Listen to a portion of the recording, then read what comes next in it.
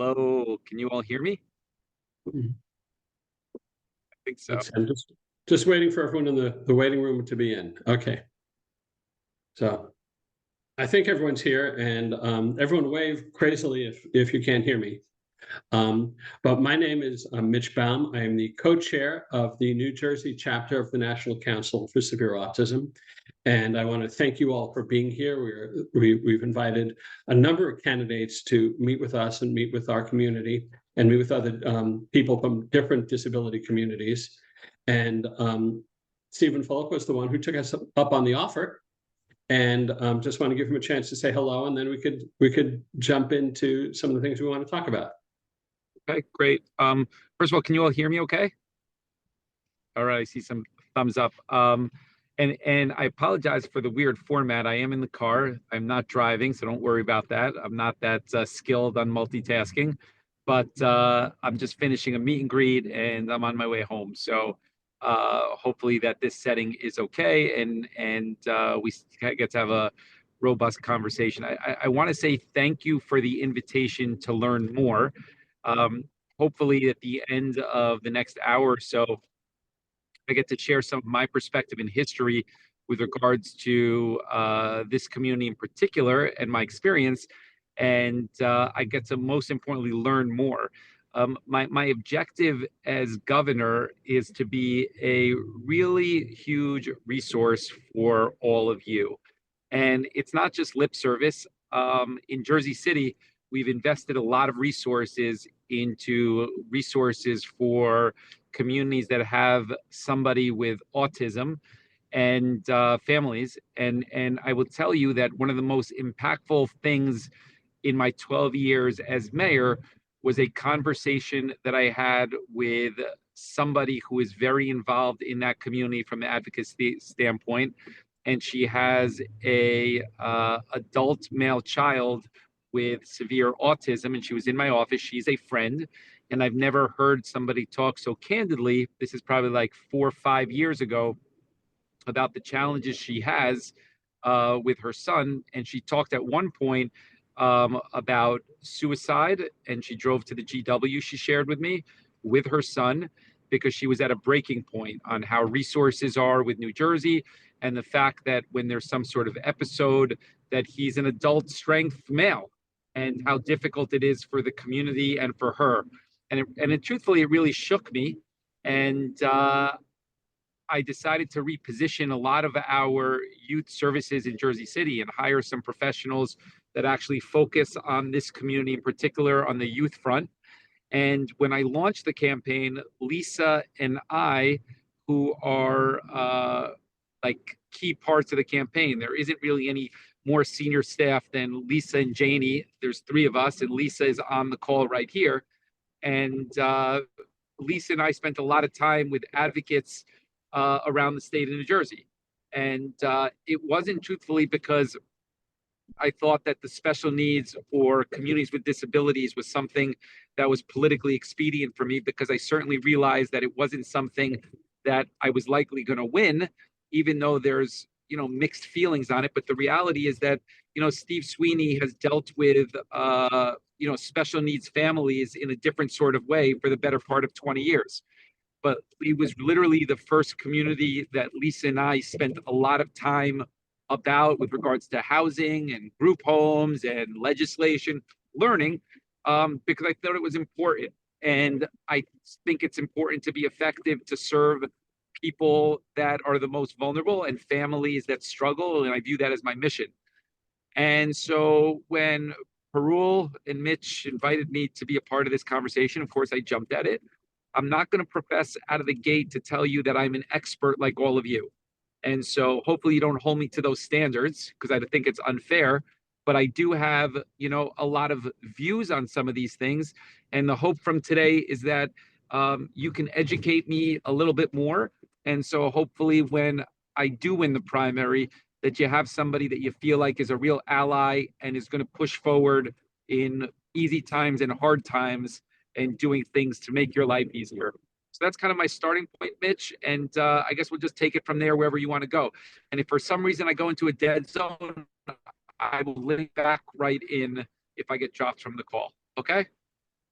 That'll be great, and thank you so much. And I'm thrilled that everyone is on this call, and I think and I hope there's people from a bunch of different disability communities. It's being hosted by the New Jersey chapter of the National Council of Severe Autism. And I'm just going to talk about that part of it for a minute, because we celebrate the progress of all people with all disabilities, including and especially people on all parts of the spectrum. And there's been amazing progress over the past decade for that, with people getting careers and college degrees and showing up on television and the movies and in leadership positions. And those things are wonderful. And we salute that, and it's great. But one thing that's happened is the severe autism community has fallen a little bit behind. And by severe autism, we mean people who are going to need 24/7 lifelong care. Many of them can't ask for a drink of water if they're thirsty. They can't let you know where it hurts when they're in pain. They can't let you know if they've been physically or sexually abused. They can't tell their mothers, "I love you." There's a number that engage in self-injurious and dangerous behaviors. There's people on the call tonight I know whose children have been in the hospital because of it. There's people on the call tonight I know who have been in the hospital themselves because of injuries sustained from their children. Families that are unable to go to the movies, a restaurant, religious services, obtain medical services, have a place to live. And the reason we were founded as a particular organization, I think there's one statistic that sort of embodies it. About a third of people with autism have severe autism. But when you look at medical research spending, 7% of the dollars have gone to people with severe autism. You'd think it would be the opposite. You'd think it would be, 70%, 80% go to the people with severe autism, but 7%. And that's not an isolated problem. That's sort of a consistent theme about, places to live, service providers, representation on boards, rules about like how housing should be, rules about cameras in group homes, rules about all sorts of things that do a wonderful job servicing some parts of the community, but they weren't designed to help our part of the community. And with that as background, the first thing I'd want to ask you that a number of people pre-submitted as a question is, have you read the articles in the Bergen County Record recently about the abuse and neglect and deaths in group homes? And what's your reaction to them? I have. I think there is obviously, I've read the articles, and I think the reasonable thing to say is that more accountability is obviously necessary, and probably an independent third party. I do understand that New York has taken governor. I would do that. Yeah, you broke up there after you said New York. I said that I know that New York has taken some steps to create more accountability with third parties outside of those group homes. I believe that New Jersey can do the same, and yeah, I think it's important. And I have read the New York State has their Justice Center that provides some independent investigation. And that's something we've been advocating for and struggling for. There's also other laws that families have been at. I'm going to talk about a few laws, and you know what? Most of them have a child's name on it, and the child has died as a result of abuse or neglect or malfeasance in the system. And the first thing we want to say is we don't want any more laws named after our dead children. That has to stop. We need a government to make that stop. And the first one is Billy Cray's law, which expands availability of video monitoring in group homes to give our kids the same protection that they get in daycares or in nursing homes or in McDonald's. I've actually followed that bill. I believe it was from Michelle Matsakudis. Am I right about that? Mm-hmm. I've actually followed that, and it died in the committee. But I am a supporter of that. I did follow that through the process, Mitch. I was familiar with that one. No, because we've been trying to get that passed. We've been trying to get A5416 passed, which requires nursing supervision of administration of medicine for people in group homes. It would give our kids the same parity that prisoners in New Jersey jails get. We think our kids deserve the same. And I don't know if you're familiar with that one, but if you're not, I'd ask, can you make a commitment, assuming you win the nomination, to get back to us before the election with some thoughts? 100%. Yeah. 100%. I'm a supporter of more monitoring for group homes. You would have an ally in that. And I look, if you think about at the end of the day, as far as accountability goes, my sole goal is to making sure that there is more accountability, and I am not supported politically by any of these group home advocacy groups. I think a reasonable place is to have them more scrutinized. And look, what I would tell you is that in Jersey City we have a Harry Moore School, okay, and I don't know if you're familiar with that, but it is for children with severe disabilities. I spend time in there, and I have some sort of understanding of what sort of environment that is. And I do think, obviously, for the children and the adults even that have these sort of severe disabilities that can't communicate, a reasonable place is more monitoring and more accountability for the group homes. And you could rest assured, I could tell you today that I'm a supporter of that, and I will tell you the day after the primary, and I will tell you the day after, hopefully, I'm elected as governor.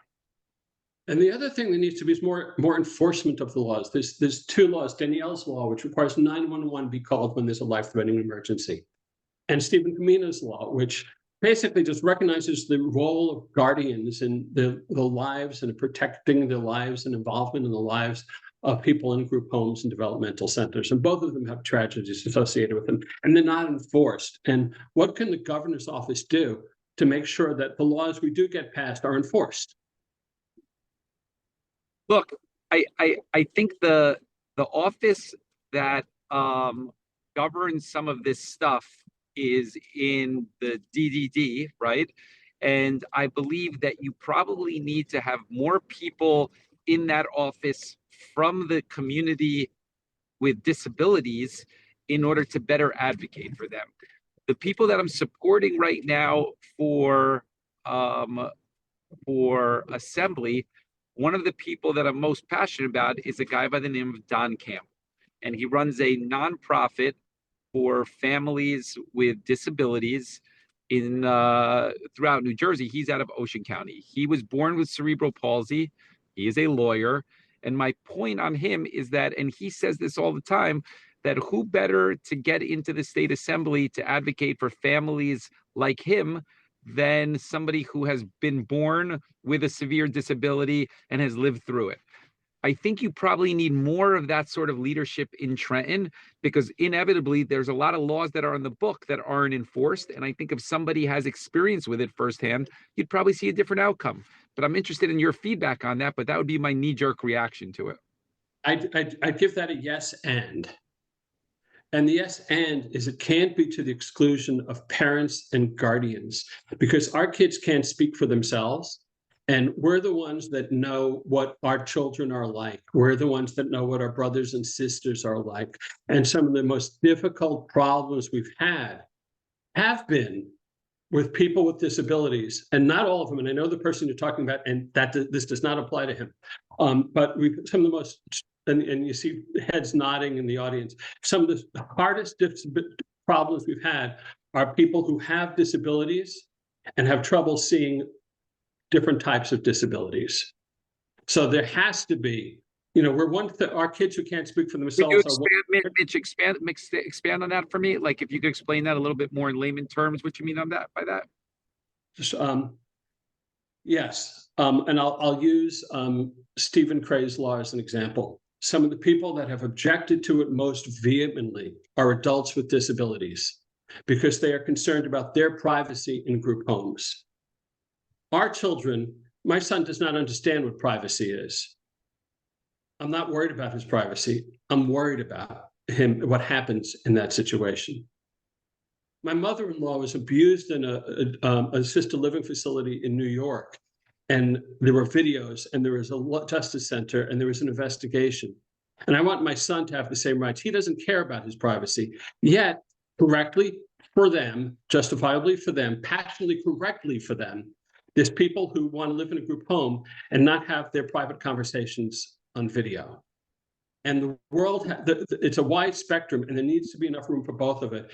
And frankly, the people that live with our children, work with our children, love with our children or grandchildren or brothers or sisters need a place at the table. And it can't, one of the bad things that has happened is our children wind up being underrepresented because of people who see disability through their personal filters. I see. That makes sense, actually. I understand. Yeah, and with the same issues have come up on, we could go through a chunk of these laws. The same issues come up of, a lot of self-advocates correctly say no decisions about me without me. And yes, absolutely. And we say the same thing for our children. No decisions about our children without somebody who speaks for our children. You have on the federal government, this Section 14C labor law, which provides for supported workplaces that allow people who cannot possibly generate enough economic activity to have a job, to have something like a job. And it was abused by some people. There were some people who were working who should have been paid minimum wage, who weren't. But as a result, the federal government keeps toying with the notion of getting rid of those, which would make my son and the son of most of the people and our daughters and most or brothers and sisters, most people in our organization, unable ever to have a job because they're never going to be able to. So again, a wonderful things for some part of the disability community, but a tragedy for a number of our children. So that's I see. What are there. So does that make sense? It does make sense. I never really thought of it that way. So I appreciate the perspective. So I'm going to pivot to one other area we were asked about in some of the upfront questions, which there's been so much debate about what's going to be happening with Medicaid in the coming weeks and months. And when we speak to Democrats, we hear we need to fight these cuts. When we speak to Republicans, we hear what cuts? And your kids aren't going to be affected by it because only people who don't deserve it are going to be. But reality, when we hear from New Jersey DDD, there's big cuts coming down the pike. And how will you prioritize? How will you go to protect Medicaid for this severe high needs disability population? Because again, because traditionally, our population gets screwed in scenarios like this. Yeah. This is a big differentiator between myself and the other 5 people running for governor on how we would approach Trump's cuts. In a couple specific ways, I've outlined what I will do. There's 2 big differentiators. One is a longer term strategy and one is a shorter term strategy regarding specific Medicaid cuts. The longer term strategy is I do believe that the current attorney general, which is a political appointee by the governor, all the other officials say that they would choose somebody based on the way it's worked, that they choose a political appointment. I will keep Matt Plack in and give him the opportunity to stay because I believe that he's been at the forefront of litigation against the president, and continuity is very, very important for all of us from a litigation standpoint. So that's longer term difference number one. Shorter term is that I will use the state surplus, which has grown from $500 million to $6.2 billion, to offset the cuts to Medicaid. And I will start with the most vulnerable communities and work my way upwards on that. It is really the only way that I think you can offset some of those cuts. You do that until hopefully we could win back the House the following year. But I do believe ultimately that using that surplus, and I'm the only one that says that, because the purpose of a surplus is ultimately, it's another name for a rainy day fund. And these are sort of situations where a lot of the population relies on life and death for Medicaid. And we would use that to offset for the most vulnerable in New Jersey. And I love hearing that. And I'm going to do a follow-up on it.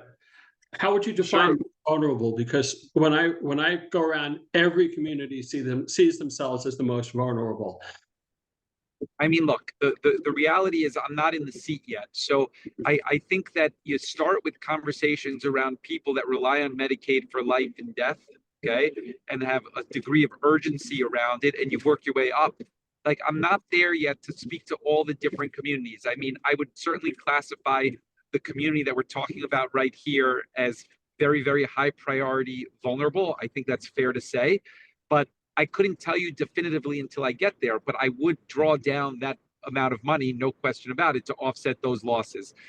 The truth of the matter is, like, look, I mean, what I tell you is that unfortunately, um, you make choices in this based on what you seem reasonable, and you talk to people and you use common sense. I mean, just use Jersey City as an example, right? We have federal dollars of $80 million that are at risk, 70 or $80 million from federal dollars that are at risk for cuts from Washington. And I look at that and I say that, those vary from Meals on Wheels programs, which is a federal pass through where we provide lunch programs for 250,000 seniors, versus some environmental programs that I'm passionate about. And in that situation, obviously the Meals on Wheels program is a priority because, I mean, people rely on that program. So some of this is common sense. Some of it is talking to people like yourself. But I think it's safe to assume the people that we're talking about here in this conversation are certainly in that bucket of most vulnerable. I see a lot of questions coming through also with people who are medically fragile with autism and things like that. I have one more of the pre-asked questions, and then I'm going to see if Parul has other questions that have been coming in. And this is from a mother who's on the phone who has a single mother with twin boys with autism. And what she said is, her kids are not welcome in most group homes. They're not equipped to deal with them. They're not equipped for their behaviors. How are we going to plan for this population that needs 24/7 supervision? Because so many group homes and other places are not equipped for our kids. And a lot of our kids, a lot of the parents feel purpose-built campus settings will service our kids better because, again, you have 4 kids with severe autism in a group home with 1 aide, 2 go belly up with behaviors. The police are there 5 minutes later. So there's a lot of interest in purpose-built campus settings, which again, when you asked what some of the differences are, the reason purpose-built campus settings were largely discontinued was to avoid having people who would benefit from being fully integrated in the community in a congregate setting. So here again, you have people who say, I don't want to live in a campus setting. I want to live out in the community. And that's great. And we're saying, well, many of our kids' needs can't be met in the community. We need congregate settings. And we're being told, no, that's evil. You shouldn't have that. Well, look, let me say this. I think that this issue is going to be front and center for whoever the next governor is, obviously, because you see higher and higher autism rates for New Jersey, across the country, but in particular in New Jersey. I think it's fair to say that you don't have enough resources in this space as a starting point, or group homes, or overall supervision, or professionals, or reimbursement rates. You probably need this whole space to be rethought in order to kind of actually get the traction that we need and the resources that we need. And I would go back to the fundamental question. I'm here to learn really how to get to that point. But the acknowledgement initially is I do fundamentally agree with your premise that the resources aren't there in order to accommodate the amount of demand that's there. And I go back to the fact that what I said initially is that it is a place I've leaned into as mayor of Jersey City, despite the fact that there is no political benefit for me whatsoever, which is the way I try to operate. And it is something that I've spent a lot of time on with advocates. And I don't profess to be an expert, not because it's politically expedient during a campaign, because again, I'm not going to win the community. I never thought of it that way. I thought of it as a way that I want to get this right for all of you and for those families, largely because I told you that initially what I said was true in the fact that 12 years I've been there, one of the most serious conversations that I've had that has really kind of changed how I acted was with a mother of a child with significant autism. And I tell you that has impacted me, and that stays true to how I'm going to be as governor. Okay. So I think Parul might have, if not, I'll keep going, but I think Parul might have some of the questions that have been submitted. If not, I can pull some from the chat. Okay. So I see some of these questions, and then look, I mean, would you consider having an advisory board of the volunteer parents? Look, my goal is to not only do this a week before the primary, My goal is to do it again after the primary. And my goal is to do it consistently with all of you and really kind of understand this population on how I can be a resource. I can't imagine how hard it is for some of the families here with children or adults with severe autism and severe disabilities. And I don't think we do a good job of being a resource for you guys. And look, I have 3 children and it's hard enough for me. I can't even imagine what it's like for some of you. And I do think that we need to figure out a way to be a better resource, and that's why I'm here. Okay, I'm going to start going through the questions, Steve. Yeah. One of them is about Medicaid waivers and how Medicaid cuts are coming down. And I think you've already answered that, to sort of fund that from the rainy day fund, if you may. There's another question saying the governor makes choices for commissioner of for the Department of Human Services and other associated administrative positions. How would you approach this important task? Well, how would I approach who the director is? Correct? Is that Yeah. is that what is Yeah. is that what it Commissioner is? for the Commissioner for Department of Health and Human Services. Look, I mean, I got let me say it this way. I have a track record which is different than some of the others. My current director of HHS for Jersey City has totally reimagined what HHS looks like in Jersey City. We are a state leader in every single bucket of services, largely because of her resourcefulness, and she's been with me for 12 years. I say that to you because, look, you try to find the best and the brightest and that are mission driven and buy into kind of what you're trying to do. I couldn't tell you today specifically how that's going to look or who that's going to be because I'm not in the business of making commitments to that. I will tell you that you will be part of the conversation. That I can commit to you to, and you will not be blindsided or with somebody who is not in sync with what I've said to you earlier about being more resourceful for this community.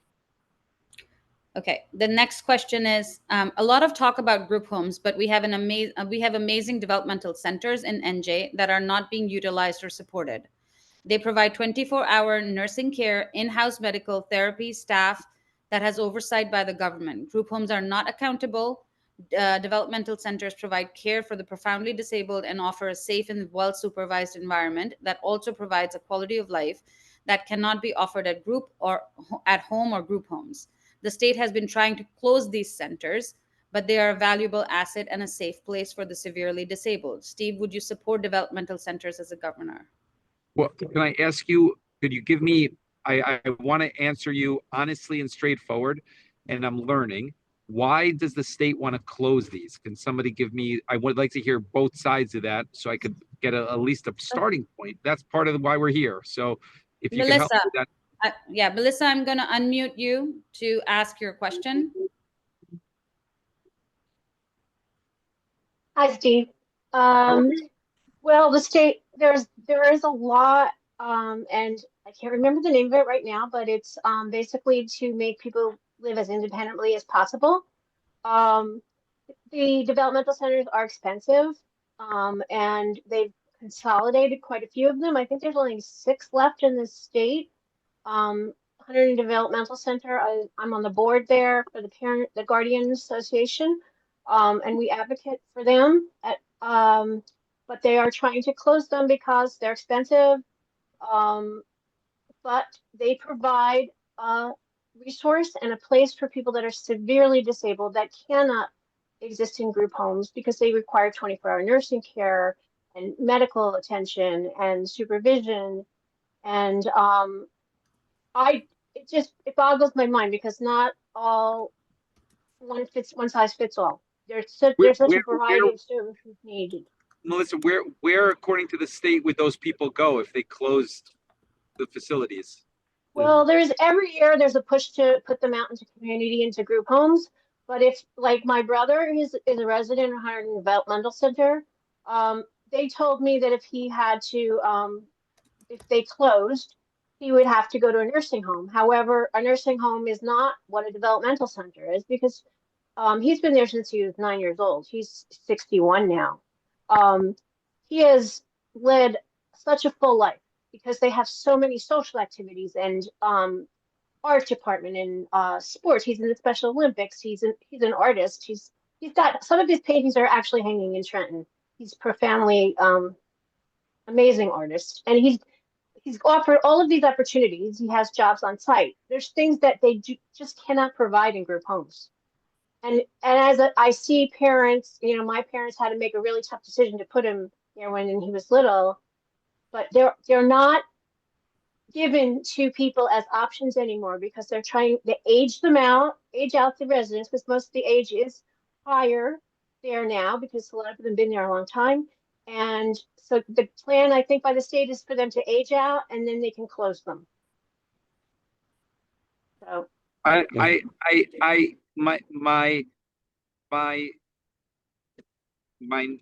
knee-jerk reaction is to be sympathetic to what you just said and not partake in anything that would be disruptive or close them. But I would like to learn more about what other states have done.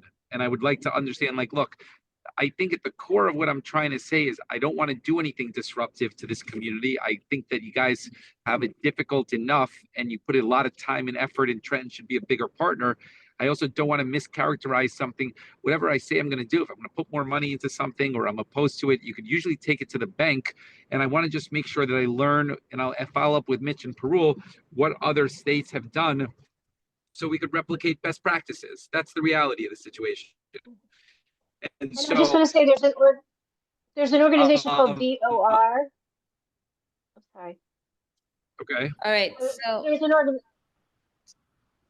So Melissa, I will get that information from Mitch and Perul. Okay. Yeah. thank And I you. was going to say two things. Jeff Dabrowski has been trying to ask a question, and Pat said I missed one of the questions on the list, and I don't have which one, so we might let Pat ask that one. Okay, so one question. Our ombudsman, Paul Aronson, has been super approachable and helpful in connecting families to appropriate resources in state. Would you keep him her position when you become governor? You faded Perul for a second. Whose position? Sorry about that. The ombudsman. Paul Aronson. Paul would I Aronson. keep Yeah, it was an office created about 7 years ago. Yeah. And he has been a great resource. Even I can say that even for myself, like he's the kind of person who will come and sit at your kitchen table and talk to you about the issues that you're having. So I have no issue there. I have no issue there. I'm going to tell you, like, again, my core mission here is, again, to try and make people that are most vulnerable communities make life a little bit easier for you guys. I'm not going to come in and look to be disruptive to something that I don't know. I'm going to try and learn what's the best practices, and I'm not going to come in and be aggressive to you guys. I'm going to try and be an ally and look at what other states are doing that helps you. That's it. And I'm not opposed, and help doesn't mean cutting services or finding dollars all the time. I understand that this is much more complicated. The only reason that I mentioned some of the things earlier, Harry Moore School, my experience with this, the woman that impacted me, is because I do have a track record on this sort of stuff with regards to being sympathetic and trying to be a resource around this stuff. So I got to learn. Fundamentally, the ombuds person seems like an easy thing to answer, and I would have I don't think there's anything difficult about that one to answer. all right, so Pat is here. I have unmuted her. And Pat, Pat is the other co-chair for the National Council for Severe Autism. And Pat, would you like to ask your question? Sure. Well, I just wanted to start by thanking you for taking the time and your willingness to learn about our needs. I think, I speak for all of us when I say how refreshing that is. And I can hear your genuineness to really want to learn and understand, the needs of our vulnerable population. And so, one of the things about Paul Aronson's office is that it is the one place for families to be able to go and get some support. And so it's a very important resource to all of us. And so we would love for you to be more connected in that office. And, you know, one of the things that Paul Aronson's office does is every year they put out an amazing annual report that really summarizes all of the crisis that is across children, adults, everything in New Jersey. And so really, we would love a commitment from the governor to establish some sort of standing interagency committee within the administration to address it. And that is something Paul has asked for year after year after year. This is a recommendation that we would love to see if and when you become governor. I have no problem with that, and I see the chat. Look, if Paul Aronson is important to the community, again, I am not going to be looking to be disruptive on this sort of stuff. My objective, again, like I just want to really emphasize that I appreciate the comments on that, is that look, there's plenty of things where I think that Phil Murphy has done subpar on, and I'm critical of those things. And where the places that he's done well, you're not going to see an administration come in looking to do wholesale change on this stuff. If there's things that have been effective like this, you could certainly rest assured that I'm not going to overrun the community. My goal is to build and be more effective. So yes, I could see in the chats that you all like him and feel comfortable, and we'll put more resources there and we'll be a friend. Yeah. So Steve, there's a question about a community care program. Mitch, do you want to give a little bit of background about what a community care program waitlist is? And there is a 10-year waitlist. Jeff Dabrowski, we would do him next. If we could unmute him for 1 second. Who's that? Jeff Dabrowski, Okay. DUB. Okay, you're unmuted, Jeff. Am I unmuted? Okay, thank you. Can you hear me? Yes. Okay. Hey, how are you, Steve? I just want to follow up on the Hunterdon Developmental Center and the closures that went on. 12 years ago today, I was nominated by Chris Christie to serve on the State Board of Developmental Disabilities. I was replacing my late sister, Robin Sims, who was an advocate, an amazing advocate, and much stronger than I was. One of our children is in Hunterdon Developmental Center. Another one of our children is in a group home facility. And my son is in a facility in Kentucky. He does very well. But in dealing with the closures, the DD Council is completely weighted to everybody living in the community. Nothing the DD Council wants to promote helps our population. So when I went to serve on the council, unlike my sister, I couldn't take it. And when the closures were happening, we were talking about them, and Jeff Van Drew and Vitale were swapping off locations. They kept Vineland to make Van Drew look good. Woodbridge closed, North Jersey closed. Vitale let Woodbridge close. And I was at the RNC working in video production at the time. And I had a chance to sit down with Chris Christie, and we got into a huge fight about not just the closures, but the speed of which it happened. And I asked him to take his time, and he said, I'm not going to be the governor with the largest amount of institutions. And I was like, that's not your problem. And when the institutions closed, within 2 months, I went to Valerie Huddle in a committee meeting, and I named the 29 people who died being left in the community. And the reason why I want you to know I left the council was when I went to the council, A, I got ridiculed for talking about that in the paper. And B, the people on the council said at least they died in the community. That does not help our children. That doesn't help my niece, that doesn't help my nephew, that doesn't help my son. But people have that attitude in those positions. And that's supported by the ARCs and these other groups that really are here for the funding. And I'll give you a very quick history of why I'm sitting here. So thanks, Jeff. That's really helpful. I'm also the former executive director of VOR, in case anybody cares. But So they are a good group. I'm not involved anymore, but they are a great group. yeah, and Yana's hand has been up for a long time.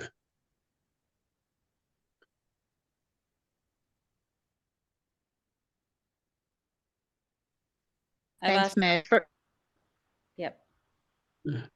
I have the So floor. Yana, Okay, thank you. Can you hear me okay? Yeah, I can hear you great. Okay, great. Thank you. First of all, Steve, thank you so much. I have to echo what everybody, entirely refreshing to hear somebody who is open to hearing this group out and is willing to admit not knowing, in depth certain things about these concerns. So truly appreciate that approach. And Jeff, I have to respond to you. I 100% agree with you. It's so frustrating to see advocacy groups such as NJCDD, DRNJ, right, placed in these very important positions and not really take into account the entire array of concerns, right, to account for all the needs out there. So much so that I made it my mission to actually make it to the council. My reason for being on the council, and I'm very freshly on, is to change that. To me, it's very important to communicate that for me, because I personally went through a very difficult time. Daughter, who got some of you on the call may be familiar with, she was abused, neglected, and injured in the care of her former group home, and I received absolutely zero help other than, of course, Paul Aronson, right? So just hitting on that point again, and I think we need to change the tide there. I think we need to make sure that the right people are sitting on these councils and are having access to potential governors and people who have the power to change, the law and to change really the current situation, because the situation is very dark right now. And Steve, I would say, you said you read the articles, but I would encourage you to really, it's a series of these investigative reports. I would encourage you and your team to maybe go back to the articles and do a very thorough review, because the articles provide data that to date has not been available publicly, right? So if your team could delve into these reports and really identify key issues, I think it would be of tremendous help to our community.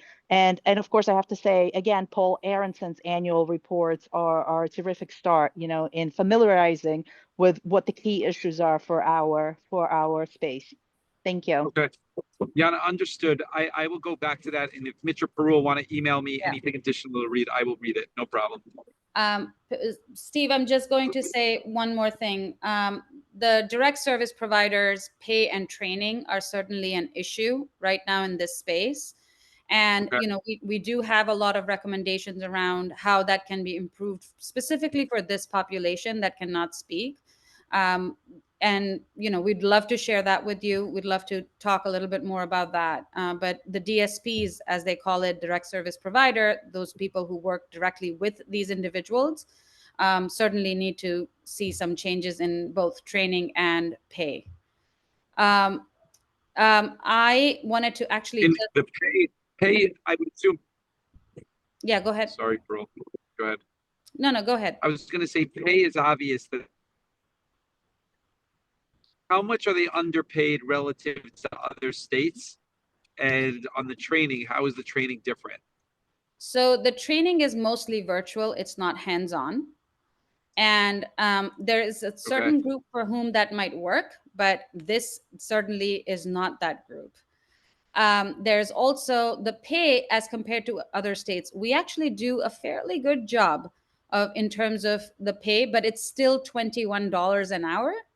And imagine that across the board, that's a population that's being bitten and hit, or behaviors, or has an adult that they have to change diapers for. Like that's, you get more money buying groceries for Amazon at this time. Yeah, I totally understand. There's a big spread between what the providers are often reimbursed for these roles. They're reimbursed at a higher rate for these challenging cases, but they don't pay at a higher rate or train at a higher rate for these cases. I understand that disconnect. Okay, that makes a lot of sense. Understood. Yeah. So I'm just going to pivot. I'm going to pivot a little bit to school and IEPs, which are individualized education plans. We're all talking a lot about, we've talked about adult group homes because that is a space that definitely needs a lot of attention. But as far as school services are concerned, I think there might be many parents here who have had to fight through very, very long due processes to actually get their kids what they need. Yep. Sometimes upwards of $70,000, $100,000. And in the absence of that money, what you're left with is subpar services. So as you become a governor, when you do become a governor, what do you plan to do to fix this broken due process system and to actually make sure that these students in the school districts are actually getting the education and the supports that they deserve? Oh, Parul, these are another tough question here that I'm not an expert on, to be honest with you. I mean, look, I'm going to go back to the fact that I got to lean on some of you all on how to do that. I mean, look, you're helping me here with some common sense things, right? Like the easy things. Group home conversation, those are relatively easier on resources. The reimbursement rate, I agree with you on that. The pay compensation that Miss just touched on, that's obviously a discrepancy that needs to be corrected. I totally get that, and I'm going to lean into that. This council and committee situation of you being a resource, obviously, that's something I could commit to moving forward on. IEPs and how to correct that wholesale, more complicated, and I don't have a formed opinion on it because I'm not in the weeds on it, so I couldn't tell you that for all today.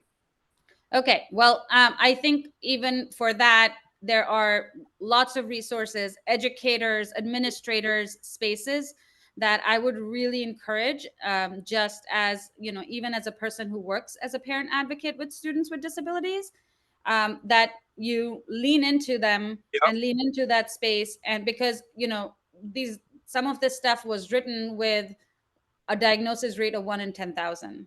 We're at 1 in 4 now in schools have an IEP. So we need to sort of make this happen. And I know you've talked about school funding, and yep, funding special education, but can you speak to a little bit to that, like funding special education and providing? Look, yes, I fundamentally believe that education funding should be covered by the state, not local municipalities. And I think it would make ultimately a better outcome for parents. They wouldn't be fighting, which is like you done.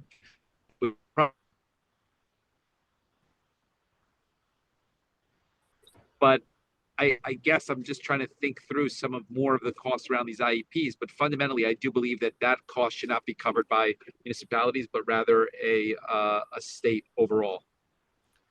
Okay, so there is a question here. It's about seclusion and restraint in schools. So right now, New Jersey permits this. It is up to specific Board of Educations to decide what their school policies are going to be. Can you talk to, you know, just your, and Morgan, I'm happy to unmute you if you want to ask this question. Hold on 1 second.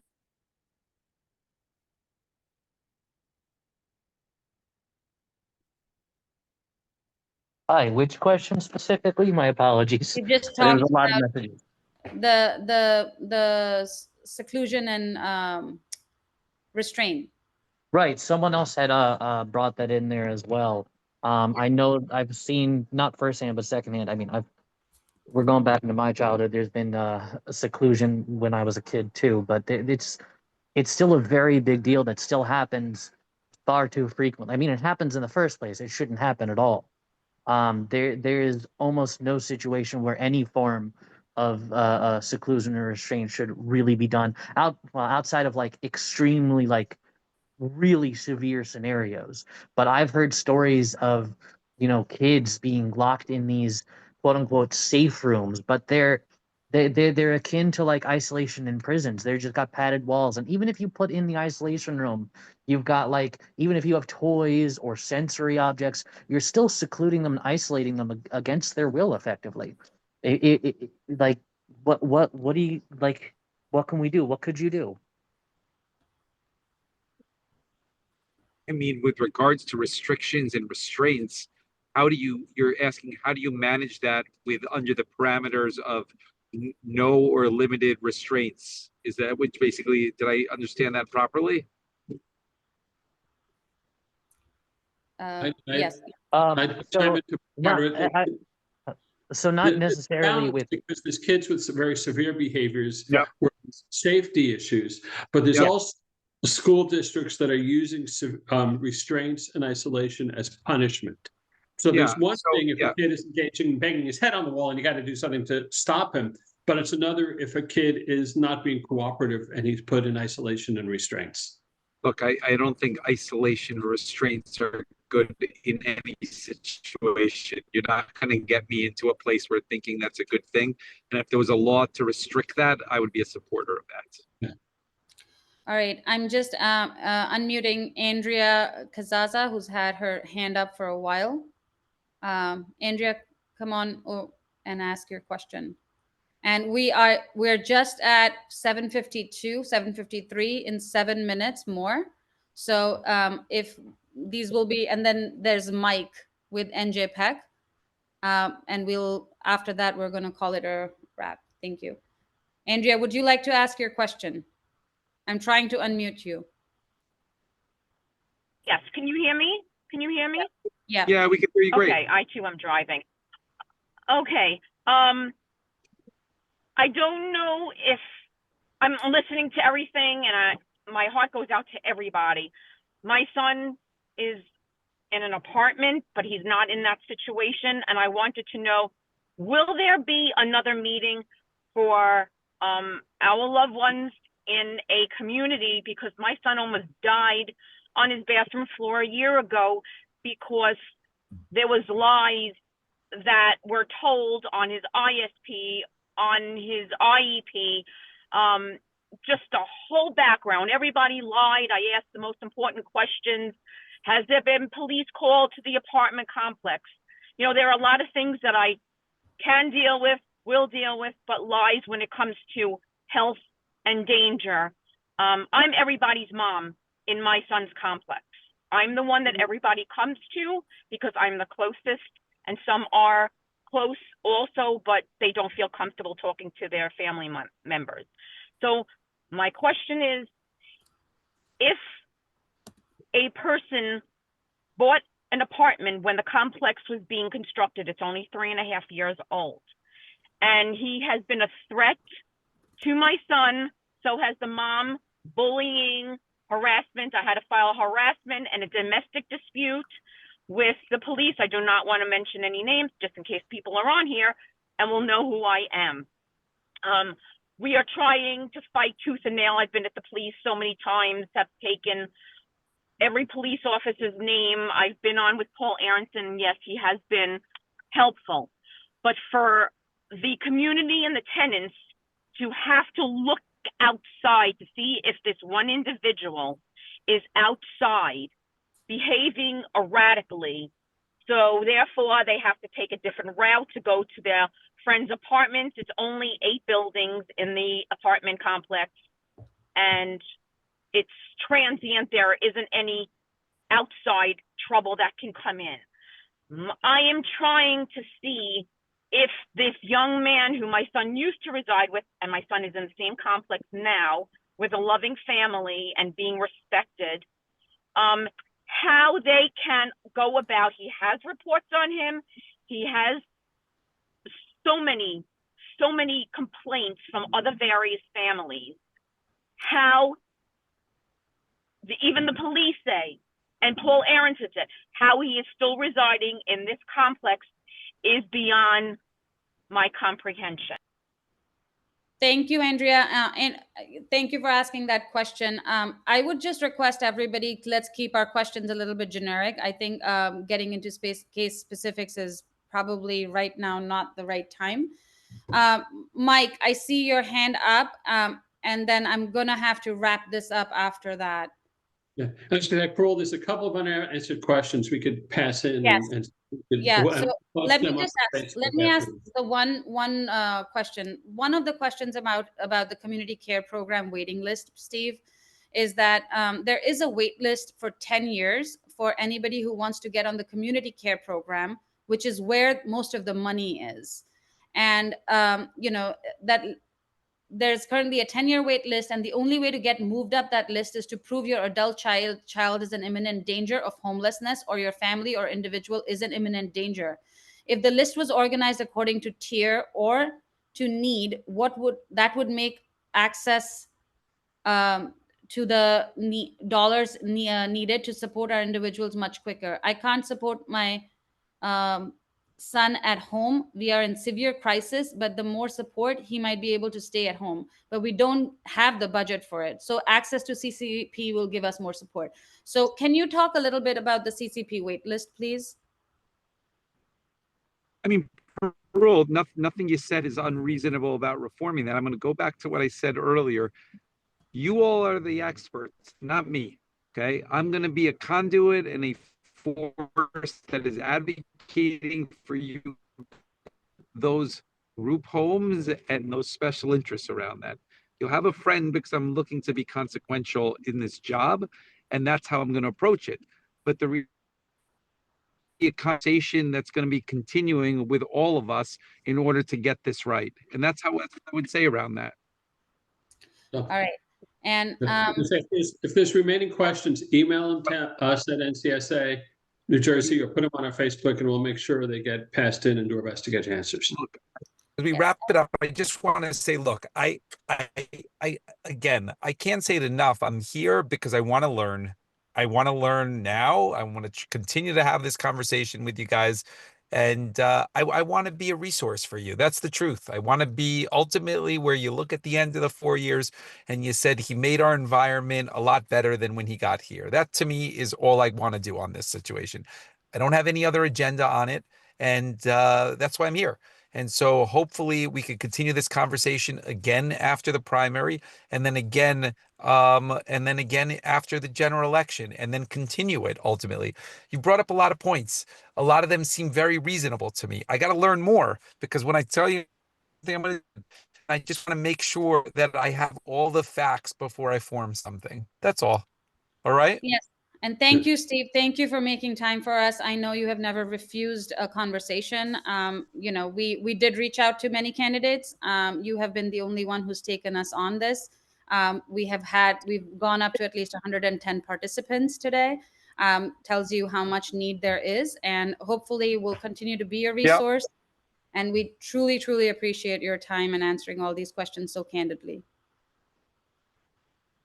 Thank you so much. I'll talk to you guys soon. Thank you. Yeah. Thank you. Thank you.